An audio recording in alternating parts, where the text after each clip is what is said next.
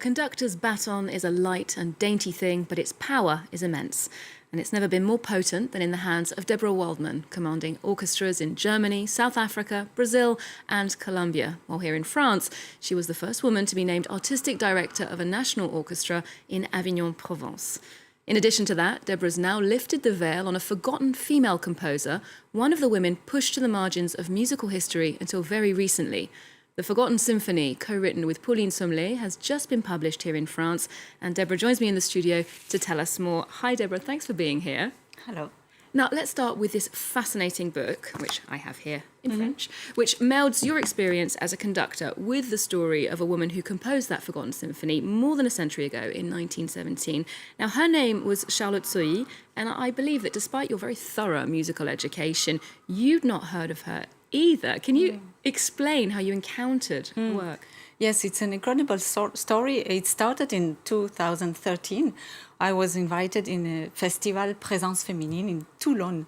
Claire Baudin, she's the director, and she asked me to do an entire program only with female composers.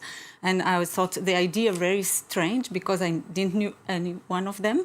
And studying this course, I thought, but it's really beautiful music. How come I don't know any one of them? And in the public, they were the grand sound of Charlotte Sohy. Then I asked him to just give me all the music he has. And then one day he sent me this score, the Grande Guerre Symphony, the Great War Symphony from Charlotte Sohy. I discovered this piece and I said to him, it's really great music, can we play it? And he said, okay, you can, but you know, if you do that, it will be the first time because this work was never played before. An incredible feat, that's true. And indeed, you mentioned Claire Baudin, someone who, like yourself, has dedicated a lot of time and energy to uncover the stories of these women. She founded an association and a festival to promote that cause. She's also the author of Le Fil d'Adrienne, a novel about a female composer, and we asked her to tell us more about her work. When I started working on female composers in 2006 and then in 2011, with the launch of a festival, no one wanted to play their music. No one knew them. In the classical music sector, they were completely underestimated, and by default, their works were considered as mediocre. People believed female composers didn't exist, or were few and far between. Incredible. Now, as you mentioned, Debora, you staged the symphony itself, Charlotte Sohy's Grande Guerre, or Great War Symphony, in Besançon in 2019, and it will be played on July 1st by the French National Orchestra at the Auditorium in the Maison de la Radio here in Paris. Let's take a listen to a short extract. This is from the first movement of that symphony.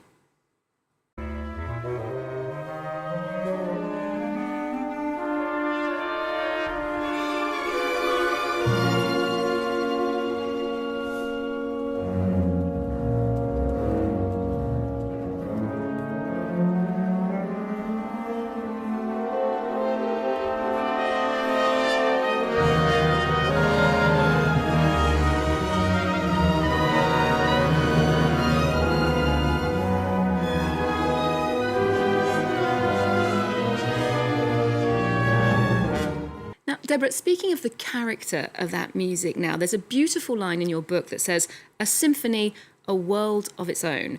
Can you describe the world that Charlotte Sohy creates here? Yes, it's really the world she lived during this war, because of her husband were far away in the war, and she was she had already 3 children, and she was like very sad of this destiny which is happening to humanity, and it's very obscure, it's very dark, it's very but also there has a lot of things like very light and happy, because she's having a baby in the middle, and it's very autobiographic music, 3 movements, so it comes from dark to light, and then it ends with a real dark mood because of the war. She said, okay, her husband came back, they are very happy, they have now 4 children, but at least for the humanity, it's a great tragedy what happened. And I was very surprised. I really cried a lot at the end, because she did not only thought about herself and her beautiful story, but of a more general sense of reflection.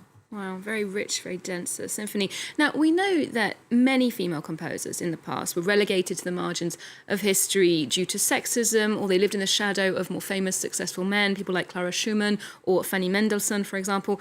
But when it comes to the 21st century, when you started out on this career path, how did you see the issue of gender? Was it an obstacle for you? As a conductor, I didn't thought about it at all. When I was assistant of Kurt Masur, he only tell me one, Achtung, you are a woman. And I thought to myself, what does it mean? And I just continued because I believed in my talent, and I still believe. And then one day, after 10 years of conducting, I said to myself, is it possible that because of I'm woman, it will be difficult? And when I was named in Avignon, and they told me it was the first time in France, so then I said, maybe it's this what he wanted to say. It would be more difficult, but as now the door is open, I think it will be very fast, and a young girl will have a more easier way. You do mention a quite shocking statistic in your book that only 4% of conductors are women. Is that true? Yes, in the professional world, yes. And now it's going to, because when I was named, it's go from 0 to 3. Wow. And now there are already 3 more nominations in 2 years. So it will come very quickly, and there are girls very young are named also.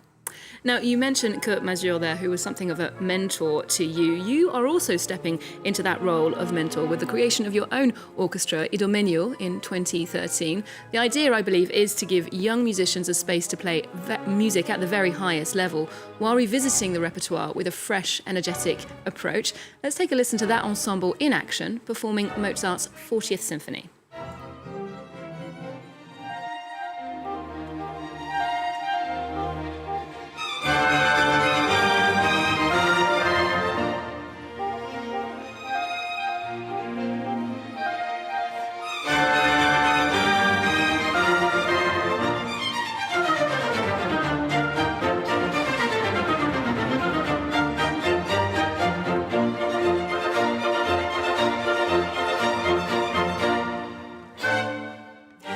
So, as the instigator of this young orchestra, you are in many ways shaping the next chapter of classical music, setting the tone and promoting or sidestepping certain composers, certain pieces. So if you had to sum up Idomeneo's mission statement, what would it be? Exactly as you said, it's to revisit the repertoire and to give it a new sense of actuality. This is the thing, because all texts we receive from history, we need to give it a new lecture, and this is my really mission with Idomeneo: new sound, a new approach to sound. Yeah. And I presume women will feature. Female composers. Yes, for sure. Also in Avignon, all this season is with each concert has a women composer, and this I don't think it's very common. Absolutely. Now, you yourself, you were born in Brazil, raised in Israel, you lived in Argentina, and now Paris. You describe yourself as a multicultural person with arts and music as a common thread. Now, I did read that when you came to Paris for the first time, it was love at first sight. So what was it about the city that resonated with who you are? It was really unconscious also, the beauty of the city. It was in my unconscious dream what the city I dreamt about. It was really like I'm at home when I came here. And also, of course, I went to all museums and I was very impressed by all quantity of cultural life that there is in this city. And the support for it as well. Now, I believe that it was in Israel during your childhood that you first realised that you wanted a career in classical music and conducting. And you lived in a kibbutz there. And I did wonder, living in that group dynamic and learning about maintaining harmony among different personalities, different individuals. How does that relate to a musical ensemble? It's exactly the principle of a musical conductor. How to do with these individualities, one thing, when everybody wants the same thing, when everybody goes to the same way. It's my job to convince them to go with me from my musical conception. And lessons learned quite young there about managing a group dynamic, I should imagine. Now, finally, we asked you what was on your cultural radar, and you pointed us in the direction of a live performance. That timeless tale of teenage love, Romeo and Juliet, is being staged here in Paris. Tell us more. Yes, it's a production that I saw several times in video and also live.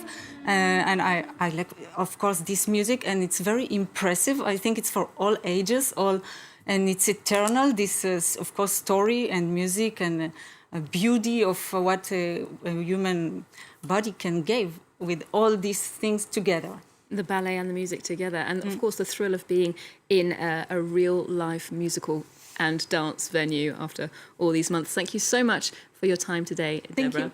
And thanks for the tip. We'll leave you with that version of Romeo and Juliet, which is currently showing at the Opéra Bastille here in Paris. Here's some of the aerodynamics of Nureev's choreography. Otherwise, do remember our website. We're also on Twitter, Facebook and Instagram.